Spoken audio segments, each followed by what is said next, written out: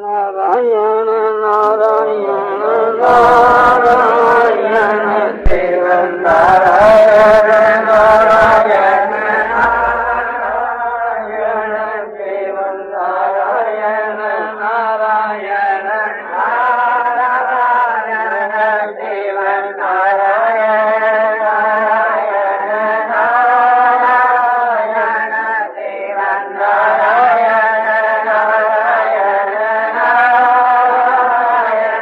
शिव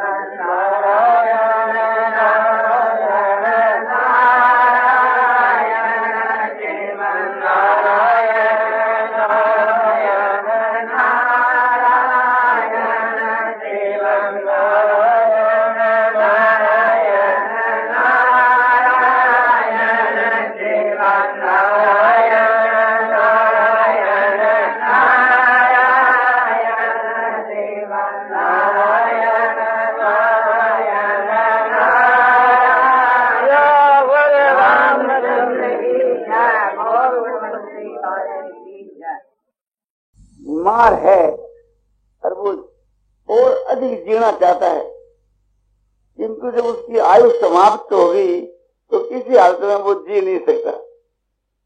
तो दोनों प्रकार से इच्छा करना मूर्खता है।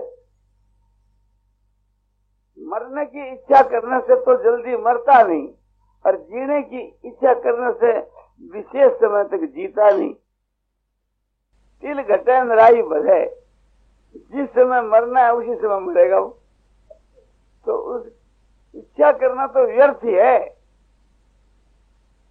इच्छा करने से कोई कार्य की सिद्धि तो होती नहीं। इच्छा करके अपनी बेइज्जती करानी हो तो करा लो। जब अपने को मालूम है कि ये चीज हमारे को मिलनी संभव नहीं, उसकी मांग पेश करनी मूर्खता है। अपनी बेइज्जती करानी है। संसार के बीच के मां लोग नाना प्रकार की इच्छा करते हैं। कोई किसी की कभी तुक पीजा बाबा तो दूसरी है, किंतु इच्छा से थी कोई इच्छा की पूर्ति हो जाए, इच्छा करने से इच्छा की पूर्ति हो जाए, संभव नहीं है।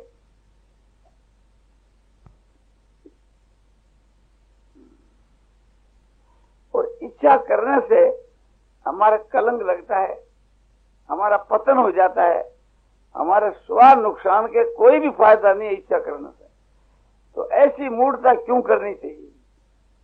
अपने तो कोई बात की इच्छा करनी नहीं, जो कुछ हो रहा है बस अपना देखते रहो, जो कुछ हो रहा है देखते रहो। जो अनिच्छा से और परीक्षा से कार्य हो रहा है वो तो प्रत्यक्ष के मां भगवान का विधान है। इसलिए जो भी कुछ हो रहा है, इष्ट या अनिष्ट, अपने सब के बीच के वहां आनंद मानना चाहिए। यदि लाभ संतुष्ट द्वंद्वातीतो विमत्सर सम सिद्ध व सिद्ध से कृत्वापि न निबद्धते। भगवान ने गीता में कहा, चौथे अध्याय के 20 के श्लोक में ये बात कही कि यदि माने ईश्वर की इच्छा से जो भी कुछ आकर के प्राप्त हो जावे उसी में संतुष्ट रहना, यानी एक प्रकार से आनंद मानना, जो भी कुछ आगे प्राप्त हो जाए उसी में। और द्वंद्वों से रहित होकर रहना, द्वंद्व माने हर शोक से रहित, राग द्वेष से रहित, सुख दुख से रहित, इस प्रकार से द्वंद्वों से रहित होना। और मत्सरता से भी रहित होना, ईर्ष्या भी किससे नहीं करनी।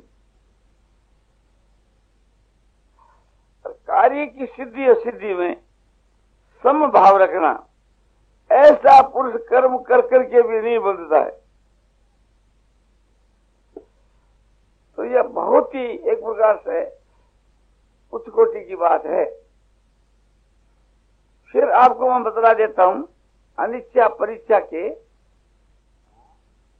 जैसे हम कहीं रास्ते में जा रहे हैं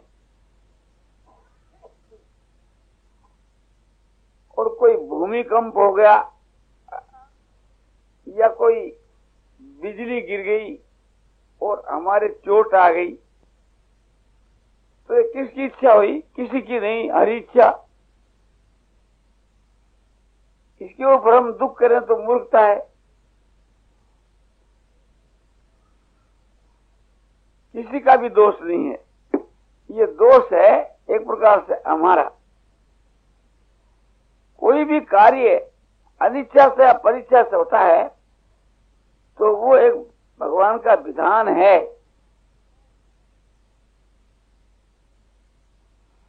जैसे कोई डाकू ने आकर के हमारे चोट लगा दी और हमारे से रुपये छीन लिए, तो ये हमारा अनिष्ट हुआ। इसमें हेतु हुआ डाकू, डाकू की इच्छा से ये चीज हुई, तो ये परीक्षा से हमारे पाप का भोग हुआ। तो परीक्षा से अनिच्छा से जो कुछ एक प्रकार से हमारे मन के विरुद्ध होता है उसमें भगवान का विधान है पहले से। तो भगवान का हुक्म मान करके और खूब ही खुश होना चाहिए इसके बीच में। और स्वेच्छा पूर्वक जो कार्य किया जावे वो भगवान की आज्ञा के अनुसार करना चाहिए। तीन ही तो इच्छा है, अनिच्छा, परीक्षा, स्वेच्छा। अनिच्छा और परीक्षा के मां तो हमारा कुछ बस भी नहीं चल सकता, और जो होना है सो अचानक हो जाएगा। हम चाहे दुख करें चाहे मन के मां सुख माने, वो तो जो अवश्य भावी होना है सो ही होगा। तो इसलिए हम लोगों को कोई बात की इच्छा करनी ही नहीं चाहिए। इच्छा करना अपने कलंक लगाना है, अपना उसमें पतन है। तो क्या करना चाहिए कि भगवान के घर का 22 को हो रहा है, यानी भगवान के घर का ये एक लीला हो रही, तो इसको लीला समझ करके हर वक्त आनंद के मां मुग्ध होना चाहिए। जो भी कुछ हो रहा है संसार के बीच के मां, उसको भगवान की लीला समझ समझ करके और क्षण क्षण के वहां खुश होना चाहिए। तो बहुत ही ऊंचे दर्जे की बात है। और अपने द्वारा जो कुछ हो रहा है, जब तक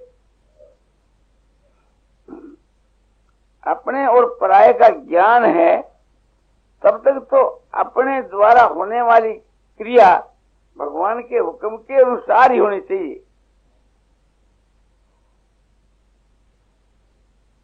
गीता जो है और शास्त्र है, इनके अनुकूल ही हमारी सारी क्रिया होनी चाहिए।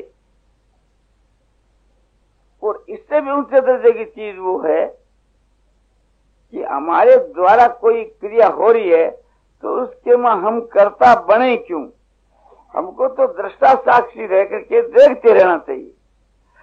जैसे परीक्षा और अनिच्छा से होने वाले कार्यों को देख रहे हैं और हंस रहे हैं और ये मान रहे हैं कि भगवान का विधान है, ये भगवान का भेजा हुआ पुरस्कार है। भगवान एक प्रकार से हमारी परीक्षा कर रहे हैं कर्मों का फल भुगता करके।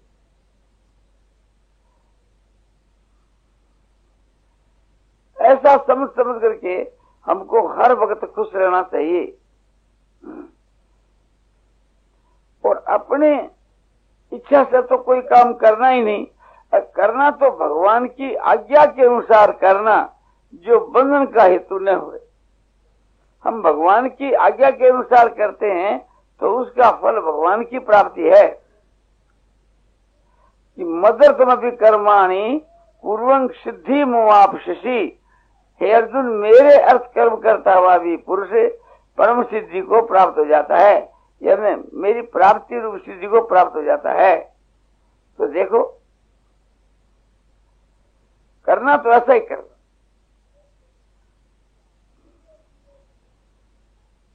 हमारे द्वारा होने वाली क्रिया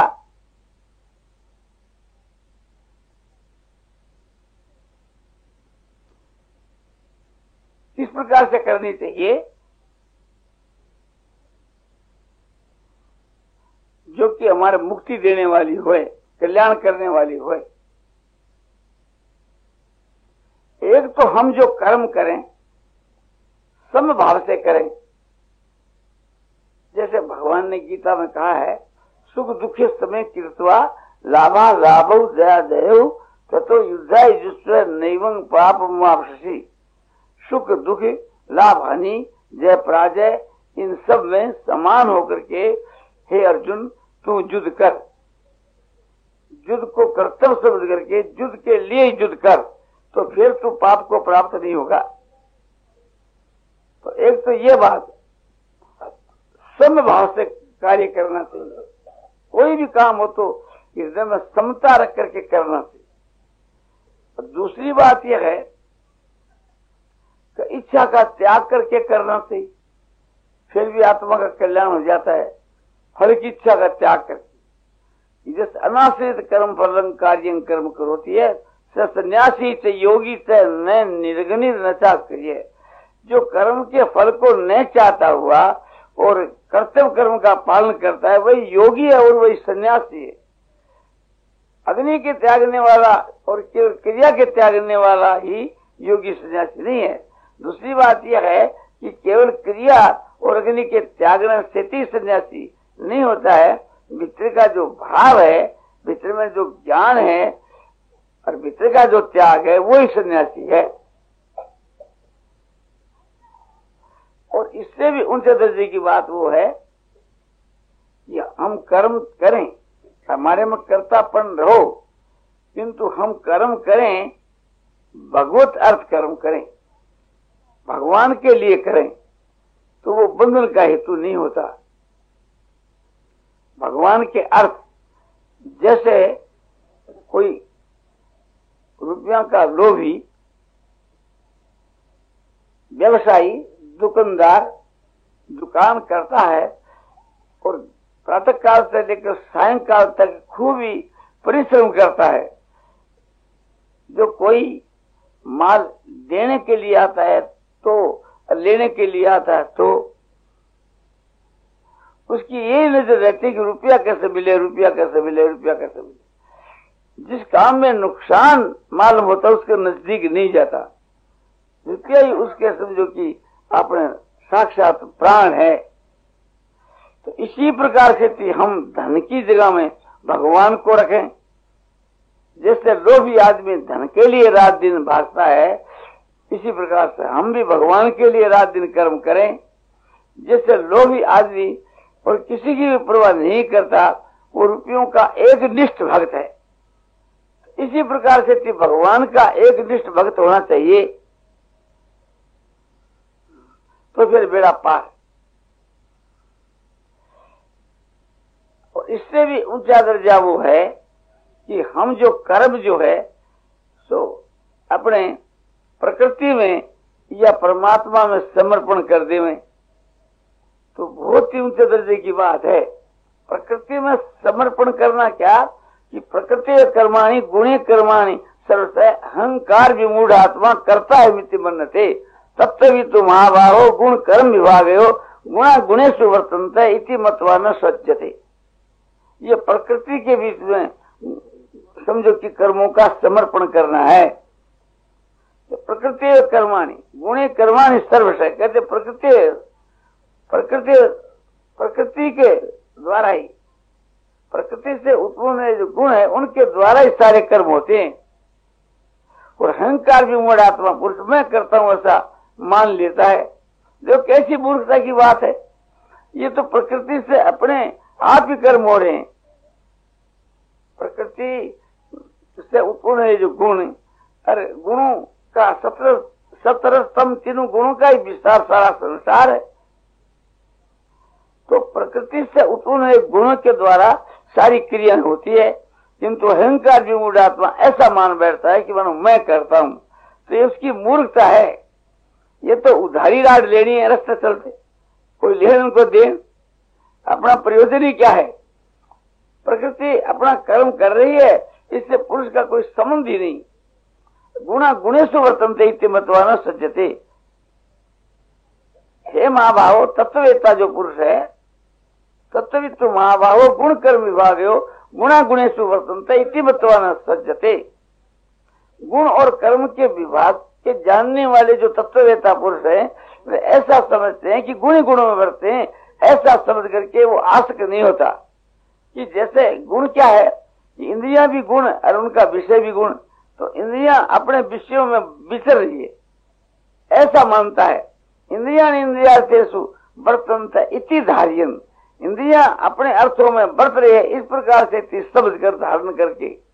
और नहीं किंचित करो बीती युक्तो मन्ने तत्वविद, तत्ववेता ऐसा माने कि युक्त जो तत्ववेता ऐसा माने कि मैं कुछ भी नहीं करता हूं। अब यह बात प्रत्यक्ष है, संसार के बीच में आंख देखती है और ये कहता मैं देखता हूं, कितनी मूर्खता है। कान सुनते हैं, कहता मैं सुनता हूं। तो इसी प्रकार से सारी क्रिया इंद्रियों के बीच के वहां हो रही है। अपने को तो दृष्टा साक्षी होकर के ये सब तमाशा देखते रहना चाहिए।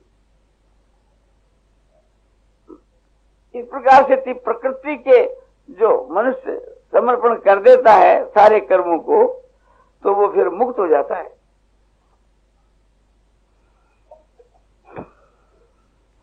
इसी प्रकार से थी जो भगवान के समर्पण कर दे तो और भी उत्तम बात है। भगवान के मां अर्पण कर दी अपने आप को और अपने सारे कर्मों को, जैसे चेष्टा सर्व कर्माणि मयि सन्न्यस्य मत्पर और बुद्धियो वासित मच्चित सप्तंग भग। कठपुतली जिस प्रकार से थी सूत्रधार के प्रति अपने सारी क्रियाओं को और अपने आप को अर्पण कर देती है, माने अर्पण पहला से किए हुए हैं, वो तो जड़ है, क्या अर्पण करेगी। तो सूत्रधार समझो कि स्वयं ही आपने उसको अपने अधिकार के मां ले रखी है कठपुतली को, और जो न चाहता है जो नाचती है, और उसका नतीजा जो फल है वो भी सूत्रधार पर निर्भर करता है। तो हमारे सूत्रधार है भगवान। तो जैसे कठपुतली अपने सूत्रधार को अपनी सारी क्रिया अपने शरीर को पहला से अर्पण कर रखा है, यानी किया हुआ ही है, इसी प्रकार से हम लोगों के भी समझो कि सारे कर्म और हमारा शरीर भगवान के समर्पण पहला से ही है।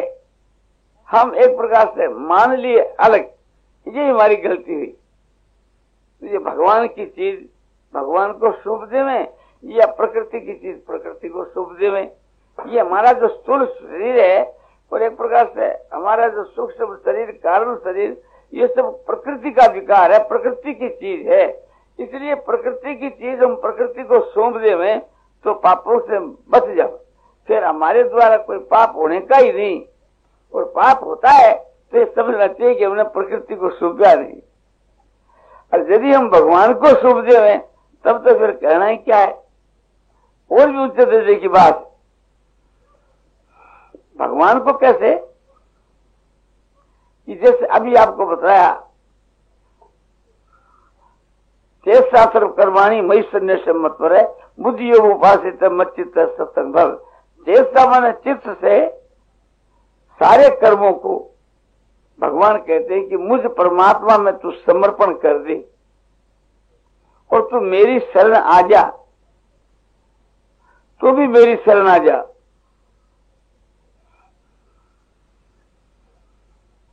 और बुद्धि योग को आश्रय करके और तू निरंतर मुझ परमात्मा में चित्त को लगा दे, फिर बेड़ा पार।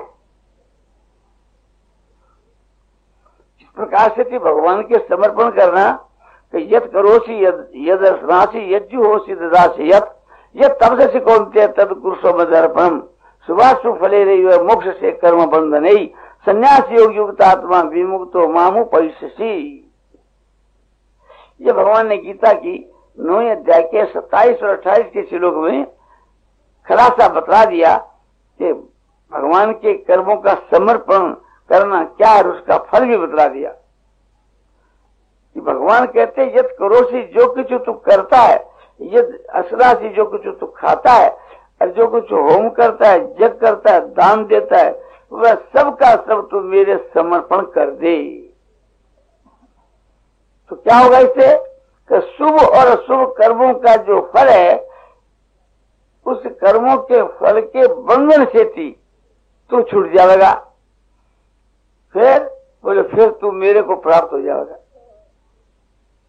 तो कितनी महिमा की बात बतलाइए। तो इसके भी इसके बाद थोड़ा कर्तापन का ये भाव आया कि भगवान के प्रति तो तू समर्पण किया, और उसके भी इसके बाद तो और भी उच्च कोटि की बात है कि करता हुआ स्वयं एक प्रकार से मैं करता हूं ये माने ही नहीं।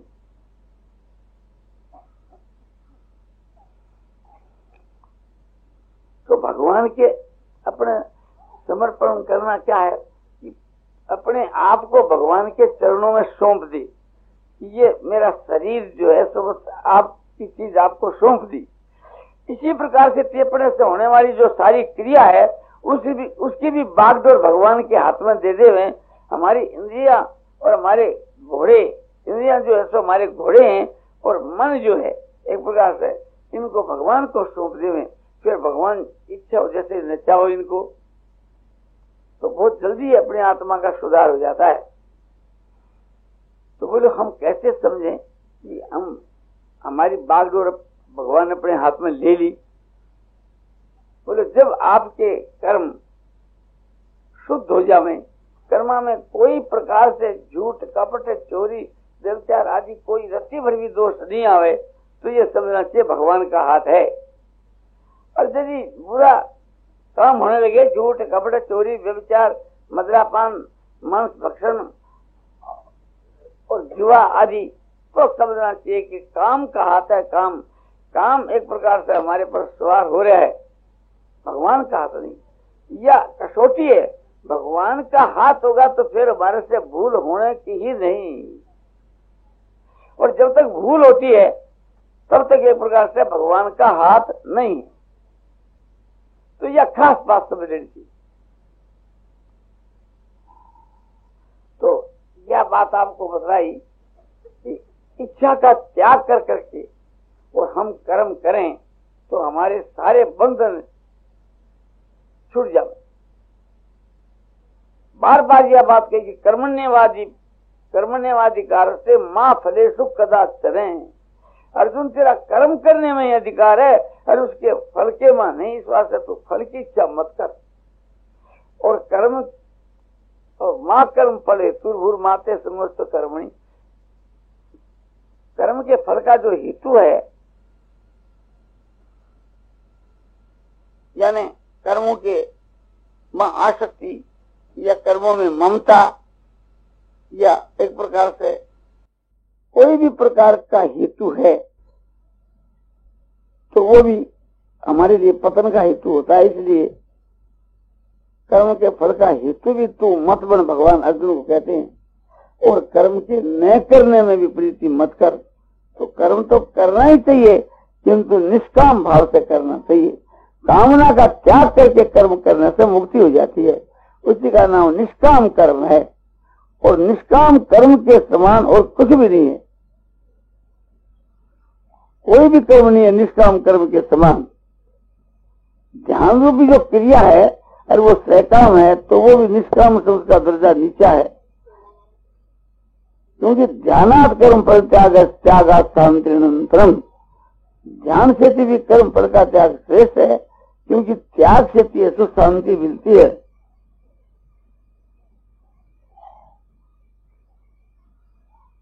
तो यह बात आपको बतलाई कि कोई भी बात की इच्छा करना है ये तो बिल्कुल मूर्खता है। और इच्छा के त्याग से शीघ्र कल्याण हो जाता है। तो हम देखते रहें, बस देखते रहें। इससे भी एक जबर बात बतलाई जाती है, जो हर वक्त शांति और आनंद आपको बना रहे और हंसते हंसते आपकी मुक्ति हो जाए, वो यह है कि जो कुछ एक प्रकार से थी परीक्षा से अनिच्छा से कार्य हो रहा है, अपने शरीर से भी जो कुछ हो रहा है, इसका दृष्टा साक्षी होकर के देखता है। और इसको भगवान की लीला समझता है। अपने द्वारा जो कार्य हो रहा है वो भी भगवान की लीला, और किसी के भी द्वारा जो कार्य हो रहा है वो भी भगवान की लीला। इस प्रकार से हम भगवान की लीला मान लेवे तो हर वक्त प्रसन्नता और शांति होते रहे, और आनंद का कोई ठिकाना भी असर नहीं रहे, और हंसते हंसते तो मुक्ति हो जाए। नारायण नारायण नारायण श्रीमन नारायण नारायण श्रीमन नारायण नारायण श्रीमन नारायण नारायण श्रीमन नारायण नारायण श्रीमन नारायण नारायण श्रीमन नारायण नारायण श्रीमन नारायण नारायण श्रीमन नारायण नारायण नारायण नारायण